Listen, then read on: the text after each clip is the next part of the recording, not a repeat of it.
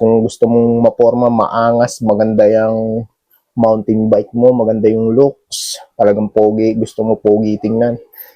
Isa to sa marirecommend ko sa iyo mga boss, Submit Night T3.0.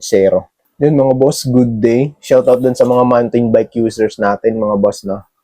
Yun pala mga boss, no, kung ikaw yung bikers na naka-mountain bike tapos wala ka rin masyadong budget sa mga medyo mga magagandang rigid fork, no, kung gusto mo talaga magpaganang yung bike tapos wala pang budget pang carbon. Ito mga boss, hindi naman to ganun kabigat mga boss, sobrang gaan lang din, slight lang. Tsaka syempre aluminum, matibay.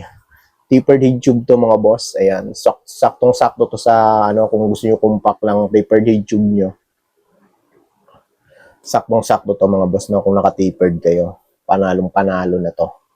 Ayan, steerer niya, alloy din yan. Ito, kukunti, mababawasan pantimbang niyan pag pinutulan niyo to, syempre kasi masyado pang mahaba yan. Ito, napaka kinis na nito, smooth wheel na to mga boss. Ayan, nakita nyo naman, napaka smooth na. Tapos ito naman is, ayan, disc brake, syempre, ready for disc brake mga boss. Quick release lang to mga boss. Available sa size na 29 and 27. Tapos meron pang mga ibang kulay ng decals to. Ito pala yung Submit Night Key 3.0 mga boss, no? Pang mountain bike. Ito yung pinakamakinis ni Submit na rigid fork na pag tinignan mo, akala mo carbon na siya. Pero din to pang rim brake mga boss kasi meron siyang ano dito.